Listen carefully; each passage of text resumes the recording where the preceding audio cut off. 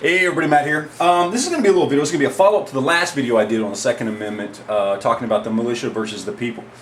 First off, I want to say I had a lot of really good conversations throughout the course of putting that video up. A lot of people left comments. We went back and forth. We didn't all agree on everything, but I really appreciate the comments and stuff, guys, because it was some genuinely good conversation that I had with you guys, and I really appreciate it. I also want to let you guys know to check out Haas's video, because he did a really good video, and that's part of why I want to make this. He did a really good video talking about the people versus the military versus the militia, and he made a really good point about the militia and how they are very distinctly not the military. Okay, and that was something that I alluded to in my last video, that you know, the military is the natural progression of the militia, and in some ways I believe they still kind of are. Okay, because there's definitely pieces of the military that got its beginnings with the militia, but they are two very different things. Now of course, here in Texas we have the National Guard, or the National Guard we have, which every state has a National Guard. National Guard we have has its, you know, its own Navy, its own Air Force, its own, you know, standing army. It has tanks, it has everything. It's a little different than some of the other states' National Guards.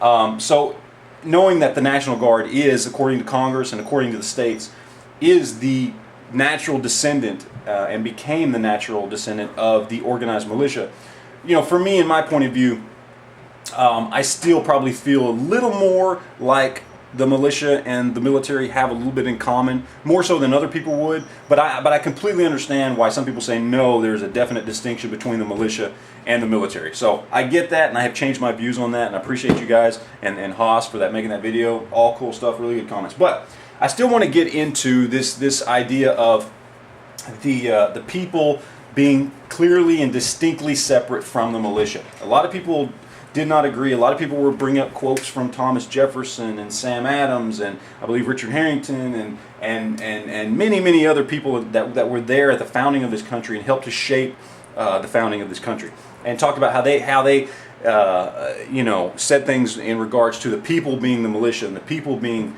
the defenders of freedom and defenders of this country, and very much that whole citizen defender idea. And all I want to say is there is a clear distinction between what they said and what ended up in the Second Amendment. The Second Amendment makes a very clear distinction between the militia and the people. And the way it does this is by clearly using the militia and the people in the same amendment. Okay? The Second Amendment does not say unarmed people being necessary to secure a free state, and the right of those people to keep and bear arms shall not be infringed. And at the same time, it also does not say a militia being necessary to secure a free state, the right of the militia to keep and bear arms shall not be infringed. No, it clearly says that a militia being necessary to secure a free state, the right of the people to keep and bear arms shall not be infringed. Clearly and distinctly differentiates between the militia and the people. And the reason it does this is because the Founding Fathers knew, first off, okay, that the right to defend ourselves against tyranny, using any and all arms available to us, and using arms that are the equivalent of whatever would be used against us, was a natural born right, okay, to defend against the tyranny that would seek to strip us of our other rights. Okay, that is a natural born right. There is no natural born right to be a part of a militia. And at the same time, the founders knew they could not force someone to be a part of a militia. They could not force someone to get out and fight to protect their freedoms and liberties, their countries, and even themselves. And we all know people who would never take up arms to defend even themselves or their family against tyranny, because that's just how they are. The founders knew not everyone would be a part of a militia. Even though they wanted us all to stand up and defend our freedoms, they knew they could not force it on us. But they wanted to make sure that we knew we had the right to keep and bear arms as people, not as a militia. Okay? That regardless of whether we chose to stand up and fight, that they wanted us to know that we had that right, and that right was protected. Okay? So there's a very clear difference between the militia and the people when it comes to our rights, our natural born rights, as protected and defined in the Second Amendment. Okay?